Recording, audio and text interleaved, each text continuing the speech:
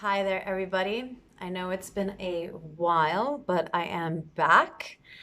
And this week, I would like to talk about some of the toxic thoughts that we that have to do with overthinking and how we can start acknowledging what those toxic thoughts are, how to witness them instead without personalizing our thoughts with them, and how we can commit in terms of a self responsible act to witness our thoughts and our patterns and our emotions, but can reparent ourselves in the moment so we can change the way that we feel. So, the very first thing I want to acknowledge is that emotions are energy in motion. And emotions seem, most of the time, very, very overwhelming, especially if they're negative emotions, emotions of stress, emotions to do with anger, resentment, jealousy, disappointment. All of those things are seemingly big ordeals in the moment. And when we don't capture them, they can start basically expanding a whole array of things, with the core being that actual fear. So, fear comes in the forms of perhaps jealousy or having shyness or having aggressive tendencies towards something or somebody. So, the very first thing we can do is just say, oh, all right. There was an event or a stimulus, and I am having the feeling of disappointment, or I am having the feeling of sadness. And when we say it like that, it means that we come from the perspective of a witness. So we don't personalize ourselves with the actual emotion. Because when we say that I am sad, or I am a piece of shit, or whatever that might be, then things can get overwhelming very, very quickly.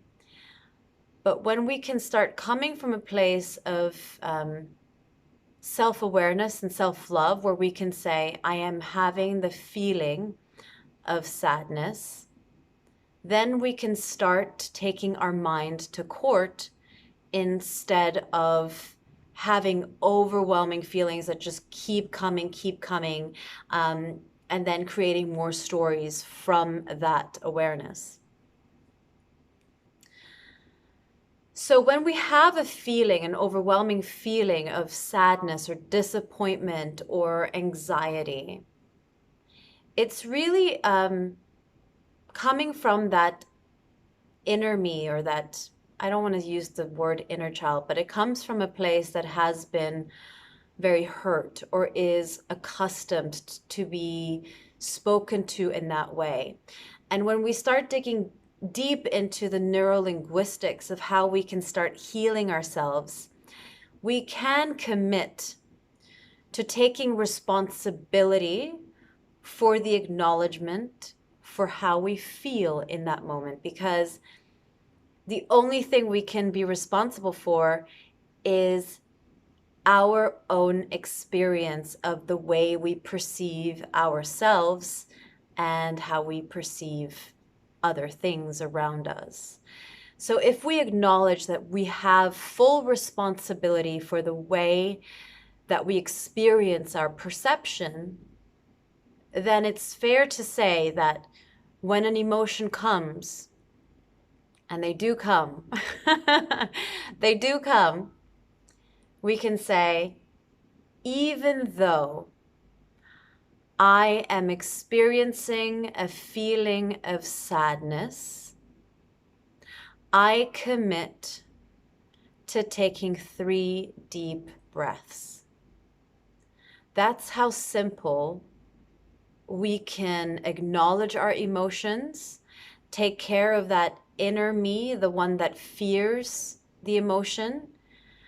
And it comes from a place of self-love and acceptance. Because when we say, even though I have the feeling of sadness, even though I have the feeling of disappointment in myself, even though I have the feeling of aggression towards somebody, comma, I commit to.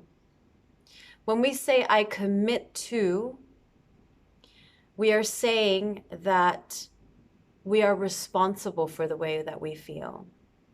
We are saying that we are committed to healing. We are saying that we acknowledge it and that we are committed in changing this negative perspective or this hamster wheel of emotions that is probably created upon story.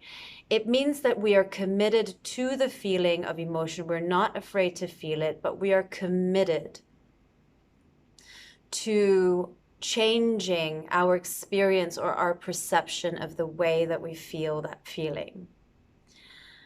And sometimes that commitment is a very simple thing. We can say, even though I don't feel like getting up out of bed, I commit to a 3-minute meditation. Even though I don't feel like helping somebody else out right now because I'm in self-pity, I commit to calling up a friend. And so what we're doing here is we are simplifying the moment. We are taking responsibility and we are acknowledging our emotion. We are looking at it, but we are able to separate the emotion from who we are. And creating that difference can help in strong emotions. So yes, I hope that you can practice speaking to yourself in this committed and in this new neurolinguistic way, because it is helpful to healing certain parts of negative or strong emotions.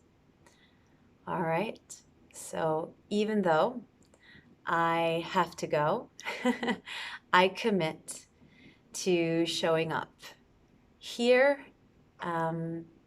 every week. All right, I hope everybody's well and look after yourselves.